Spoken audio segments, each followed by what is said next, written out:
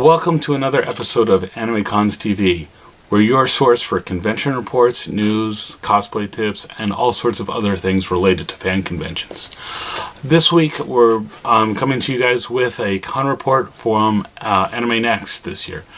It was held in Atlantic City, New Jersey, June 8th through the 10th. And overall, I gotta say, like last year when I went, I had a really good time. One of the things that stood out this year to me was its panel content, and I'm going to talk a little bit about that. Some of the neat panels I saw, Gerald Rathgold from the Anime World Order podcast did a panel about anime appearing in non-anime sources, and this was really good. It had a nice mix of things like sports promo reels to actual news about anime to Barack Obama giving a speech welcoming the Prime Minister of Japan and mentioning anime there. And I gotta hand it to Gerald. One of the neat things here is he had a nice mix of serious news and kind of little fun things too.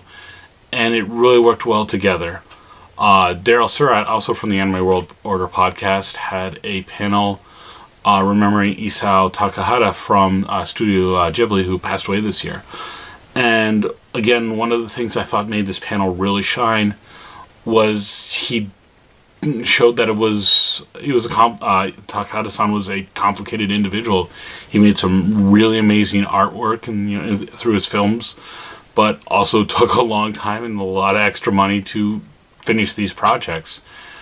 I would definitely recommend that if either of those two panels show up at any future conventions down the road, definitely check them out. They're really good ones.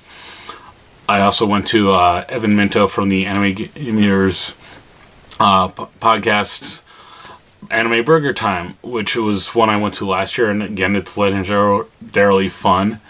It's just, clips of burgers appearing in anime. That was nice because it wasn't just the same panel over again. There was some new content, things like that. The one thing I thought was a little weird was in the panel description, they joke that it's BYOB, bring your own burger, and the panel was scheduled to be at 10 a.m. And even in an area like Atlantic City, it's a little hard to find a burger to take out that you can take with you and be ready to eat it at 10 a.m. We managed to do it. A couple of us found the Johnny Rockets at the Bally's hotel, which is not too far in one of the convention hotels. But again, maybe schedule a little later in the day. Just if you're doing that would be my one piece of advice to the people doing the schedule. But again, not a huge deal. We still had fun. It's still a fun panel. Another panel I caught part of was the Lauren and John from Gunpla 101 blog. They did a panel all about the character Char Aznavour from the Mobile Suit Gundam franchise and kind of both the character's history inside the story, but as well as how it's kind of become part of a cultural phenomenon, which was really good.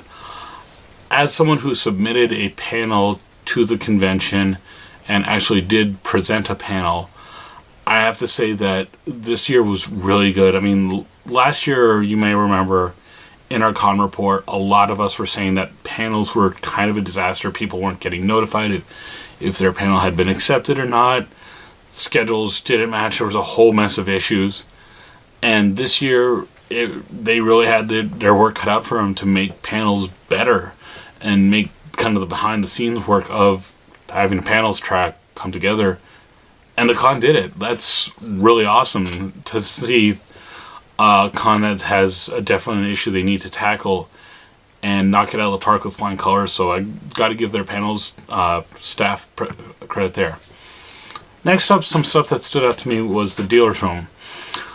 I kind of rated this dealer's room as so-so. It just seemed very typical. Only one or two booths that seemed out of the ordinary. But I think that's more on my personal spending habits than anything else. Just mainly there was a lot of things nothing seemed special. It's anything that really caught my eye. It's wait, I know I can order that book or that DVD on Amazon or say WriteStuff.com for less, so why should I buy it now? Things like that. it was still decent, but just my spending habits have kind of changed. One of the things I did like in the dealer's room, though, was Brother, which is a kind of a home appliance company and does a lot of things like sewing machines, embroidery machines, had an embroidery machine doing a live demo at their booth and really just kind of showing, hey, this is what you can do with it. And maybe they're not really selling anything there, but I think this is something that more cons should look at doing, is talking to companies that maybe build sewing machines. I know in the past, I think it was KatsuCon, had Simplicity, which is a company that makes sewing patterns. They had a booth, things like that. Talk to companies that might be kind of not just anime goods and stuff like that, but still related to kind of the fan experience and things like that. And I think maybe they're not selling something, but it'll be getting the word out there and getting things like that. So if you're a convention organizer, especially if you help organize your cons dealer's room space, think about reaching out to these companies. Just kind of go on their website or just reach out and say, hey, this is what's going on. Would you be interested in exhibiting? Worst case, they say thanks, but no thanks. But I think there's a real market there for getting information about things like this to attendees. Now, the only other thing I'll say about the dealer's room was set up a little weird. You would go in through kind of the front, and the only way to kind of really exit, the way they were directing traffic, was at the back of the hall, and then you'd go through the room where all the video games and everything were set up, and then out, which wasn't terrible. Like, the traffic seemed to flow. I never thought there was really a bottleneck, but if you were only going in for one thing, stopping at one booth, and then making your way out for your last purchase or something like that, it was a bit of a longer haul. So, not great, but it is what it is. It didn't break anything, so to speak. But speaking of the video game room, I had some fun stuff there. I didn't do too much. They did have a good number of arcade cabinets and consoles set up, which is always good to see. One of the bad things, and this is something that's kind of bothered me a lot at some more recent cons, is you've been seeing these Gundam Battle Pods, they're called. They're these tall, big boxes for a Mobile Suit Gundam related video game.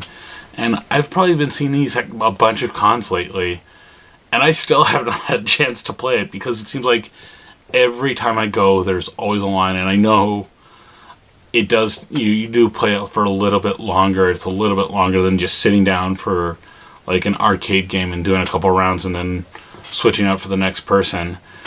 The line moves a lot more slowly, so I don't know the perfect way to do this. I would suggest kind of maybe cons, work with the people that are bringing in these video games and seeing if they can get more, which I realize is a bit of a tall order.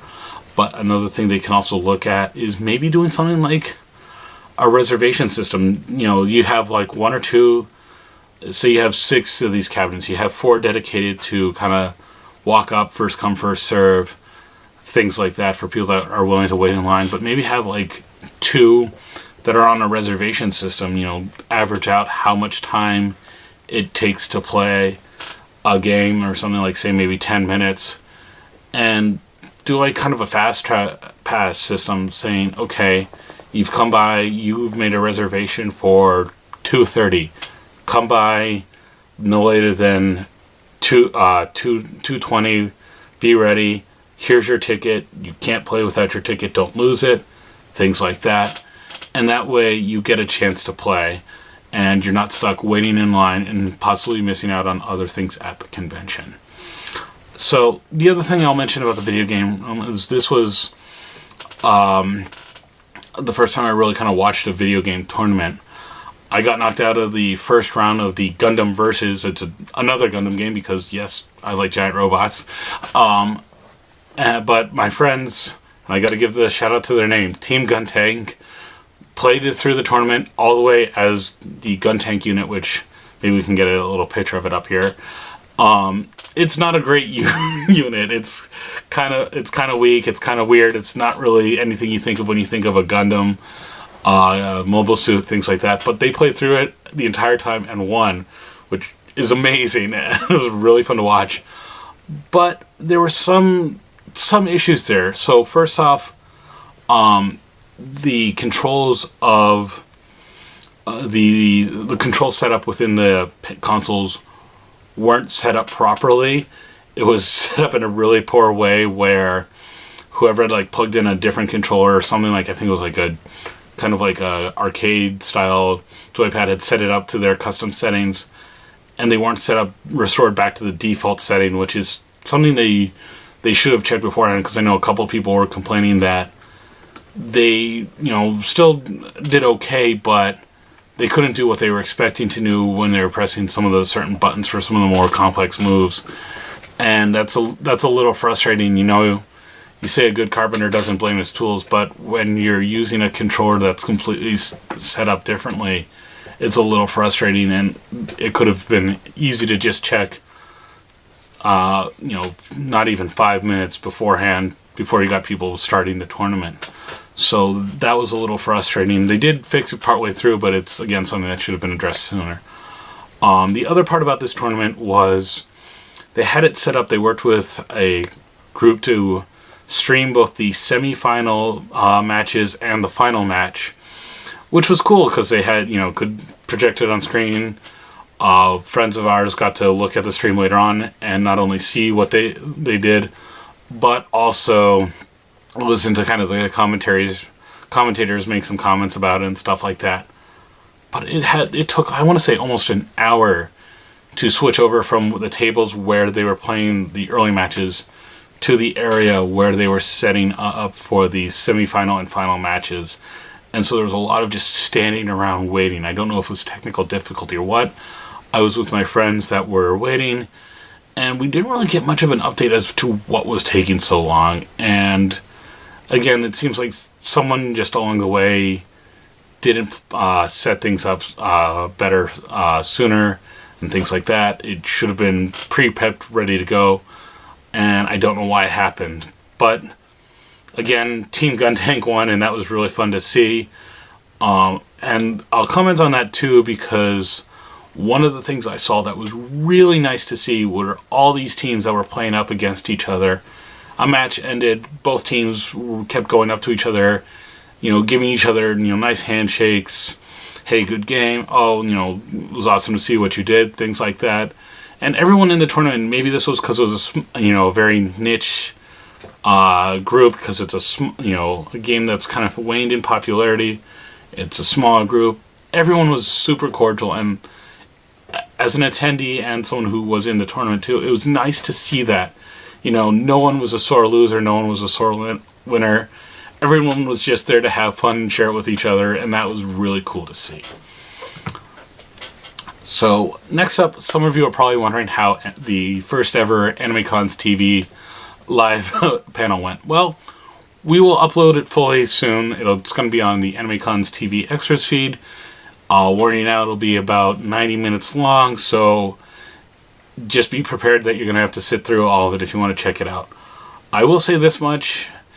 Our attendance for it was a little bit affected by the time. It was scheduled against the Masquerade and Production IG, which is a Japanese anime company, their panel. So we were up against two big events, but I can't really complain about that. As an attendee who doesn't really go to the Masquerade a lot at conventions, I think I've maybe gone to 2 in the 18 years I've been going to anime conventions. I appreciate when there's programming going on that's not the Masquerade during the Masquerade, because you need counter programming. Not everyone wants to see that. Yes, it's a big event, but it's something that not everyone's going to want to see. So there is that. I think we still had a good time, and I hope you guys will check that part out. And again, cons having good, solid programming against the Masquerade is important. One other little thing I'll touch on is there was an issue of a fire alarm late Friday night, but there was never an issue. And that's a big thing. There wasn't an actual fire. I think it was the rumor I heard going around. It was just kind of a small smoke machine for the late night dance kind of set a little too much smoke in the air and it set off the detector. But that happens. I think the thing that stands out here, though, is when I walked, I was in the hotel connected to the convention center, so I didn't see it, I just kind of saw the aftermath, but attendees were hanging out, polite, staff seemed to have the situation under control, and then the following 2 days of the convention, no one really, I never really heard anyone complain about it. You know, that's a big deal, because I think that says a lot about the staff handling things, because now everything kind of went smoothly after it, and, you know, sometimes repopulating the convention center, getting programming back up and running after a fire alarm is not an easy task. So kudos to the staff there for handling things well. And again, the fact that there weren't a lot of complaints, that's a big deal. Really props to the staff there.